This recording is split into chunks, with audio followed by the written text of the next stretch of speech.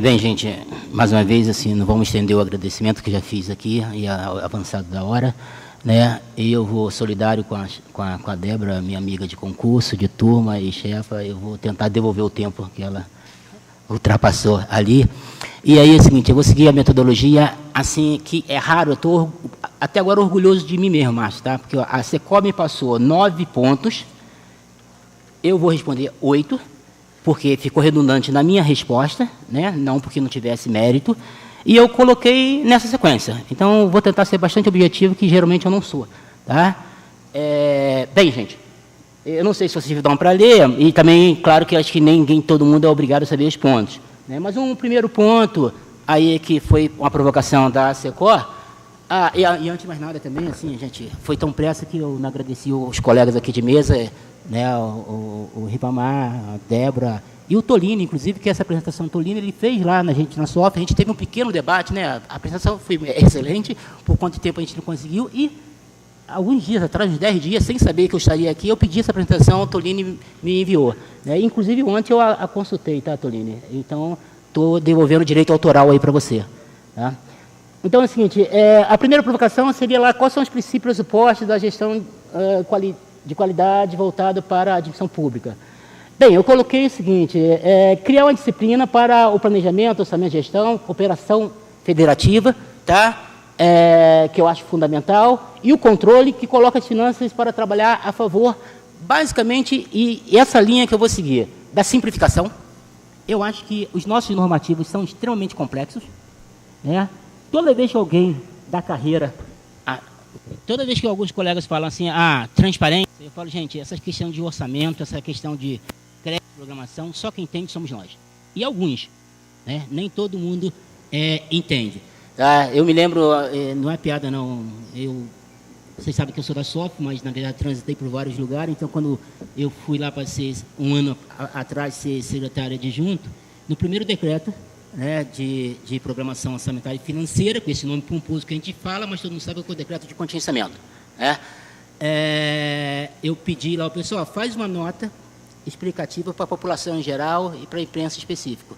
A minha surpresa, a resposta foi assim, eu discordo. Aí eu não entendi, por que discorda? A resposta veio, o decreto é autoexplicativo. Eu falei assim, eu não entendo. Eu tinha ficado com os nossos jornalistas, eu e a Esther, 3 horas, né, do dia anterior, tentando explicar, e elas não entenderam. Eu falei, como é que é autoexplicativo? Então, é uma questão que eu acho que é importante, a simplificação, e a elevação da capacidade do Estado de ofertar bem e serviço para a população que mais necessita. Eu acho que a minha visão de orçamento, né, e eu não falei com a Débora ontem, mas para o interlocutor comum, eu falei, não vou falar nada de planejamento, né, porque todo mundo sabe que eu passei pela LCBI também, fui diretor lá, mas isso está na conta da Débora agora. Né? Mas eu entendo planejamento e orçamento como instrumento de ação do Estado. Ele serve para colocar o Estado em ação na produção de bem e serviço, e eu entendo que o Estado tem a missão de prover esses bens, principalmente, mas não exclusivamente, obviamente, para a população que mais necessita do Estado. Tá? Eu acho que essa é a função. E nessa linha que eu acho que eu vou fazendo aqui minhas análises. Pode passar, colega? Pode? É a segunda já? Bem, caso seja aprovado pelo Congresso, na sua redação atual, quais seriam as principais consequências práticas para a administração pública? Eu fiquei preocupado com algumas questões, assim, faço preâmbulo, dizendo que é super importante, eu acho que a gente tem que avançar. A gente tem a Lei 4.320 de 64, né? Apesar dela ser mais nova um pouquinho do que eu, mas, né, eu sempre digo que a 4.320 é como se fosse aquele tio que, na juventude, você acha o cara brilhante, legal, e depois de um tempo você acha que ele está ficando um pouco gaga. Né? Continua a mesma admiração, eu adoro a lei, mas ela já está um pouco defasada. Né?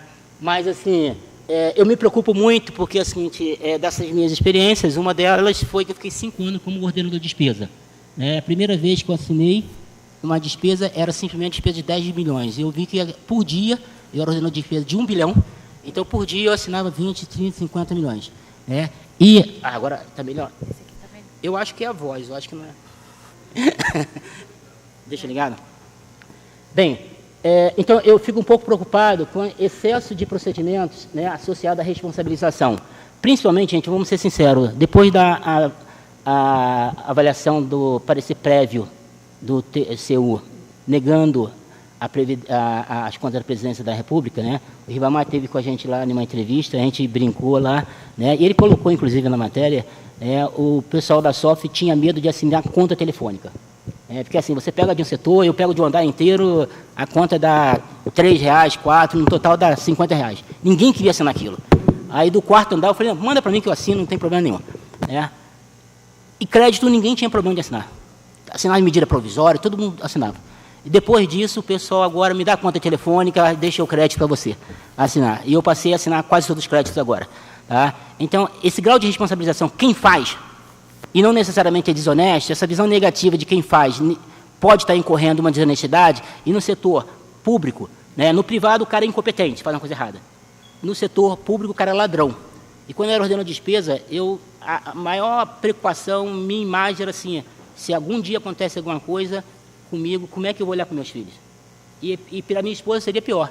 Né? Porque assim, pô, você está roubando, tem amante, porque o dinheiro não chega em casa, tá onde esse dinheiro? Né?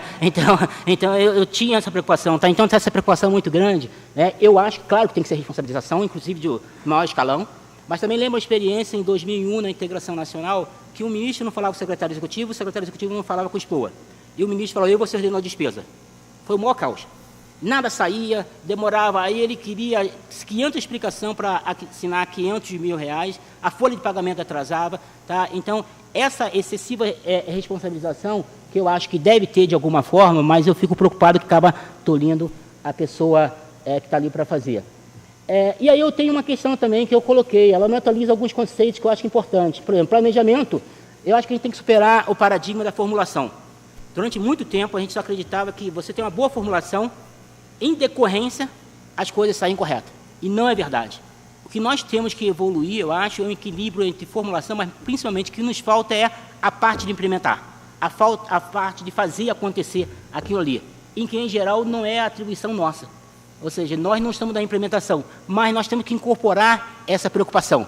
Então, nessa minha trajetória de ir para o órgão central, SCPI, SOF, e estar desses 16 anos, na verdade, eu fiquei 11, né, inclusive com a Débora também no subnacional e em um outro também que eu tive a participação, eu vi qual é a importância da implementação. Tá? Então, esse é um paradigma que eu acho que a gente tem que superar. A outra questão, que é o orçamento como instrumento de controle, que eu acho que está muito colocado lá. Como eu falei, minha visão de orçamento, foi assim que eu escrevi na minha tese, é instrumento de pôr o Estado em ação. Então, ele tem que proporcionar isso. É claro que a gente está no setor público, o dinheiro é público, tem que ter controle, não é isso que eu estou colocando, mas a gente tem que equilibrar um pouco. E, como o Tolini coloca muito bem, nas experiências internacionais, inclusive, tem esse equilíbrio. Inclusive, uma maior liberdade para a execução. Em nosso sistema, geralmente, é o contrário. Ele tolhe toda a possibilidade de gestão do gestor e cobra resultado dele. Não vai ter. Vai ter burocracia. Aquele bom burocrata, hoje, nosso, é aquele cara que passa 35 anos, que não tem problema nenhum, mas também não fez nada. Tá? Nós temos que superar isso. E outra questão são a questão da gestão, superar o paradigma do gerencialismo, ou seja, entender a administração pública da própria sua complexidade, da sua forma de ser, não que é melhor nem pior do que a administração privada. É diferente, simplesmente isso. É diferente e nós temos amarras, temos institucionalidade que nos faz ter um processo de execução diferente. Por exemplo, eu não posso comprar da forma que eu quiser. Eu simplesmente não posso ali comprar o mais barato. Muitas vezes, inclusive, por algumas questões normativas, você tem que comprar não necessariamente do mais barato, mas tem todo o direcionamento de compra e um processo de você dar isonomia. Né? Aí eu aproveito para colocar que é uma questão que sempre, quando se compara esse tipo de coisa, você não está vendo que a questão é diferente. O privado chega ali e compra. Eu já tive assim, você pagou mais caro por esse imóvel aqui, foi real. Um procurador que estava no Ministério falou, mais caro por esse imóvel. E como é que o senhor sabe mais caro? Porque eu fui com a minha esposa e comprei algo parecido. E eu falei o seguinte, o senhor pediu nota fiscal lá? O senhor sabe se o cara recolhe todos os impostos?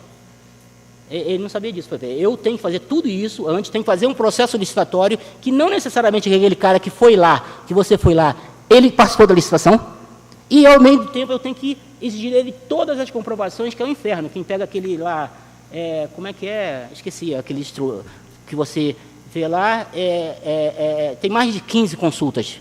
Tá? Bem, então essa é uma questão que eu acho que devemos pontuar. Pode passar, amigo. Quais os aspectos do projeto que podem ser destacados como melhoria desejável para a administração pública? Aí sim, para não dizer que eu tenho só uma questão negativa, e isso eu conversei já com o Tolini, eu acho que a evolução fantástica é a distinção dos conceitos de classificação que representa a autorização legislativa, ou seja, aquilo que o parlamento autoriza. Em qualquer democracia do mundo, orçamento é aprovado pelo parlamento, né? Alguns colegas falam que a casa do orçamento é o parlamento, nesse sentido de que é uma aprovação e ali pressupõe que tem a participação popular, né? E aquilo que é meramente gerencial. Hoje nós temos uma infinidade de classificações que são meramente gerenciais. Então, eles podem estar, e esse é o espírito do projeto, né, Tolini? Está lá escrito, ele pode estar como informação para nós precisamos dele, inclusive para o Estado que precisa ter estatística para fazer a execução, mas não necessariamente ser um elemento que registra a execução dele, né? O Tolini, conversando com ele, até colocou a experiência pegando do Japão, né, Tolini, que tem lá a dotação do ano anterior e desse ano, e a programação. Eu acho, na minha opinião, que a gente tem que ter só programação, qual o objetivo do gasto e o valor. Que é isso que a sociedade vê, isso que a sociedade entende, e é isso que o parlamentar discute. Para onde vai e quanto que é. Ele não discute que é modalidade 90, se é elemento de despesa, ele não discute se é RP2, RP3. Se ele quiser discutir, está lá, tem um banco de dados. Agora, isso não pode ser uma classificação que significa autorização legislativa que você não possa mudar. Isso é um absurdo. E isso a gente pode evoluir, estou plenamente de acordo e eu dou parabéns. Aliás, eu vi essa proposta já há um tempo lá atrás, né? E aí, uma outra questão, que é a aplicação compulsória somente para os municípios maiores, também eu acho que é uma evolução, acho que é um gol de placa. Realmente a gente tem que saber que a federação é muito níveis de capacidade técnica diferenciada, então reduzir esse escopo de aplicação eu acho que é fantástico, tá? Só acho um pouco difícil, talvez, assim, como é que a gente vai coordenar isso? Um município do lado está seguindo uma lei, outro, mas eu acho que a orientação, o recorte possível é esse mesmo, não vejo como ser muito diferente. E a outra questão que o Tolini pontuou aqui, que eu acho que também é fantástico, que é a exclusão do orçamento da União, que dei como exemplo, mas funciona também para os outros entes subnacionais, né? Daquelas receitas que não são propriamente receitas da União, ou não são nem receitas. Emissão de papel moeda, por exemplo, né? não é nem propriamente receita. A ARO, a antecipação de receita orçamentária, e principalmente as receitas dos entes subnacionais, né? E aí eu vou dar um exemplo, por exemplo, o ano passado foi debate intenso com o TCU, formalmente e verbalmente, dia a dia com eles, né? E um dos pedidos lá, o pedido de impeachment da presidenta, tem inclusive uma questão orçamentária, que atacou a SOF. Eu falei inclusive para o TCU, falou: olha, vocês estão, na verdade, condenando a gente. Todos nós fizemos, e eu, no meu caso específico, eu assumo que eu assinei todos aqueles ali, com muito mais consciência que qualquer outra pessoa. Eu coordenei todo o trabalho de toda a equipe e saiu, no final, por mim lá. E uma questão que eu estava colocando para o TCU: vocês cometem 2 erros básicos na avaliação de vocês sobre a questão do decreto. Gente, sobre todo o outro eu não falo porque eu não conheço, mas é a avaliação do decreto. Primeiro, vocês consideram que toda despesa pode não ser realizada e que toda receita é da União. Da União, inclusive, e toda receita pode usar para pagamento da dívida, que está por trás é isso. Aí eu dei exemplo para ele, IOF Ouro. Nós, quando temos queda, né, o Gasparini, a gente tem queda da arrecadação da União, no geral, mas tem um município lá, uma área que está tendo uma extração maior. E como isso é repartido errado e não está no orçamento, nós temos que aumentar a dotação para passar para os estados e municípios, porque não são propriamente da União. E eu falei para ele: nesse caso, a presidenta é culpada de ter feito isso, ela não era para ter feito, porque a Constituição manda fazer. Então, não é só porque tem uma elevação de receita, né, de uma receita lá, que você tem, que pode ser usada, inclusive, para pagar a dívida. Eu dei outros exemplos, doação. Alguém doa lá um recurso para alguma coisa, acontece na área de ambiente, você pode pegar aquilo para pagar a dívida? Não pode. Então, esse debate que a gente teve não evoluiu, mas eu acho que isso aqui, de certa forma, ele resolve, em parte, esse tipo de receita. Porque nós não somos da União. A Constituição falou o seguinte: você só arrecada e repassa. Né? O que fica, a parte da União, sim. Agora, a restante que você repassa, não são. Então, eu acho que um fator positivo. Pode ir, colega. Aí, a outra pergunta: como estabelece o Sistema Nacional de Investimento? Né? Bem, eu acho que 2 questões. Primeiro, assim, eu sou favorável à tese, mas eu acho que ela tem a complicação de você implementar. Tá? E respondo por quê. Primeiro, o grau de maturidade dos diversos entes da federação, né?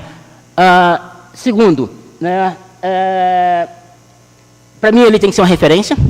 Eu acho que é importante ter referência, talvez não colocar na lei de finanças, mas ele está lá como uma referência, nada obrigatório. Em leis mais simples, a gente pode ir aperfeiçoando até chegar o momento, até porque a experiência, inclusive, a gente até falou isso lá para o Tolini, no Chile, no início, levava às vezes até 7 anos para entrar, então, assim, muito dificilmente a gente conseguiria, no início, ter um volume de projeto possível para entrar, então tem que ser paulatino. Eu acho que a ideia é boa, mas a gente tem que operacionalizar paulatinamente.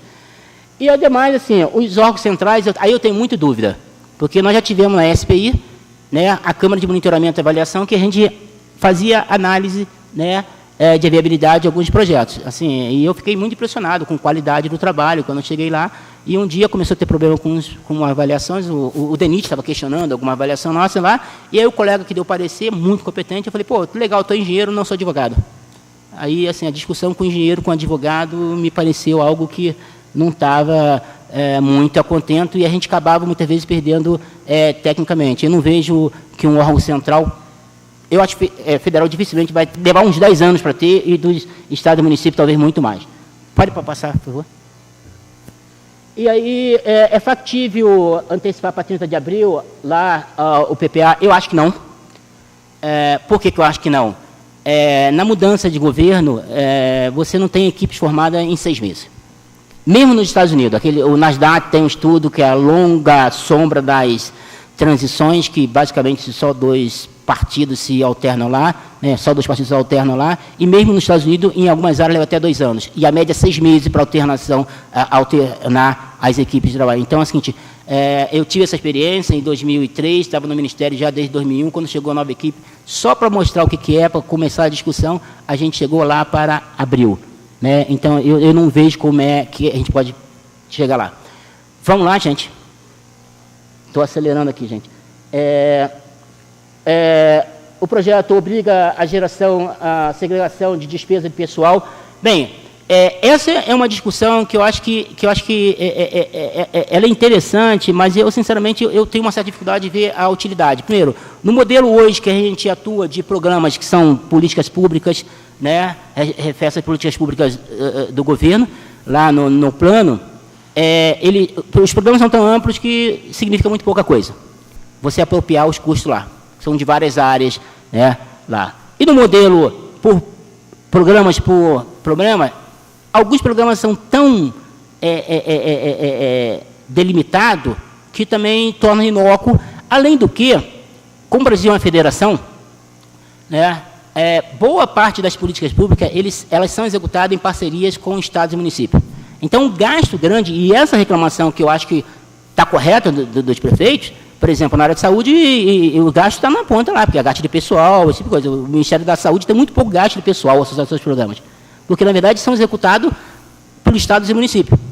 Então, e tem algumas áreas que necessariamente o gasto vai ser grande, na área de defesa, por exemplo.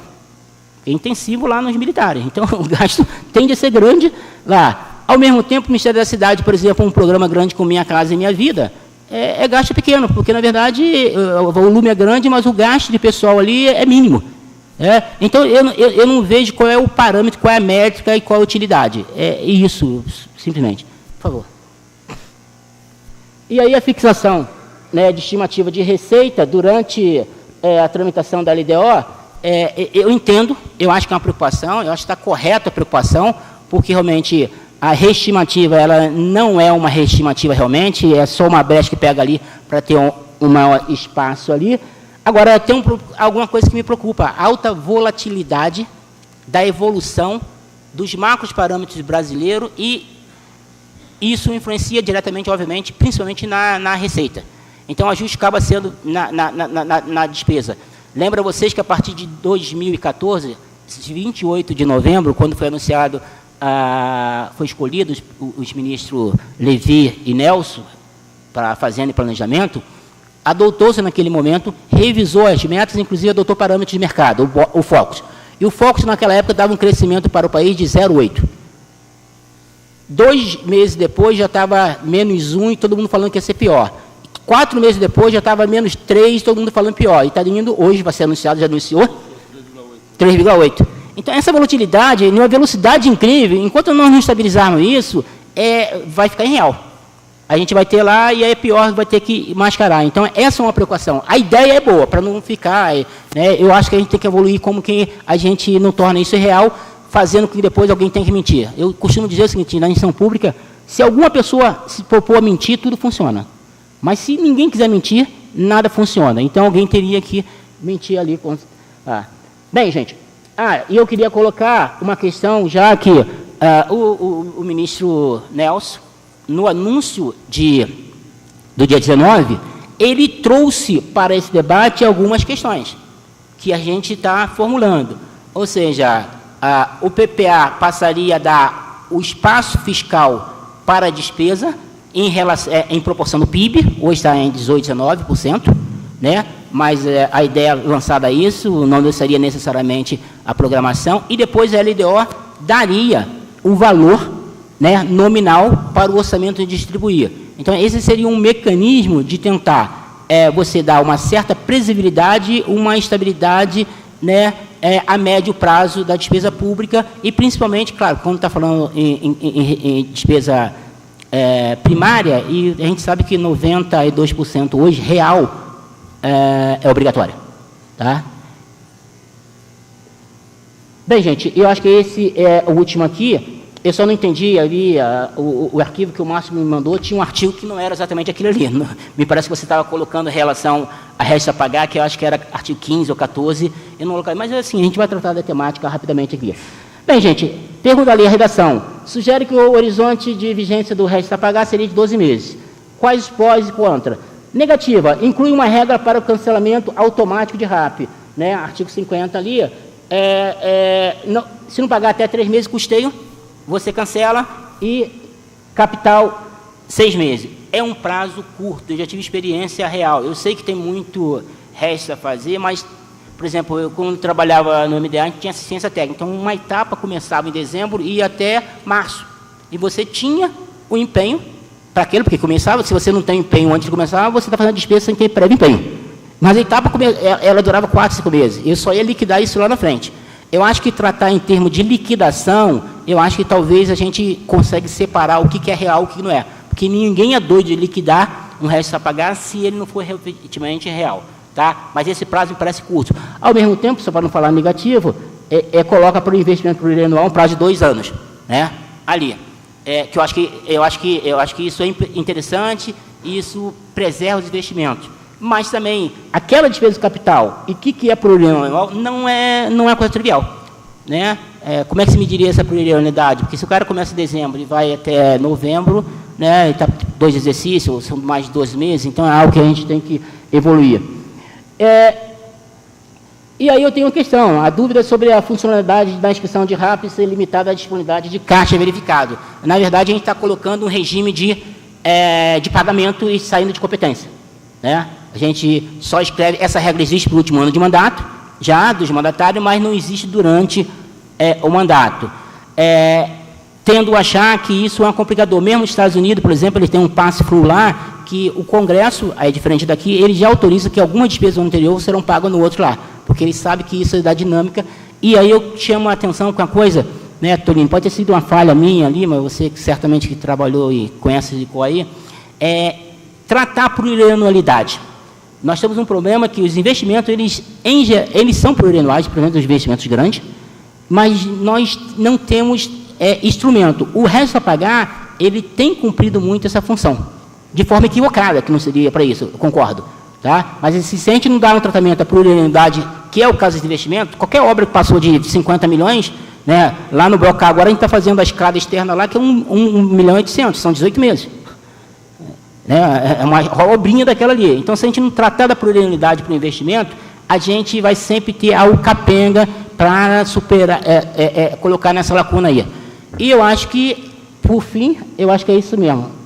Obrigado, gente. Desculpa, eu falei muito rápido, mas era para tentar preservar o espaço do debate aí.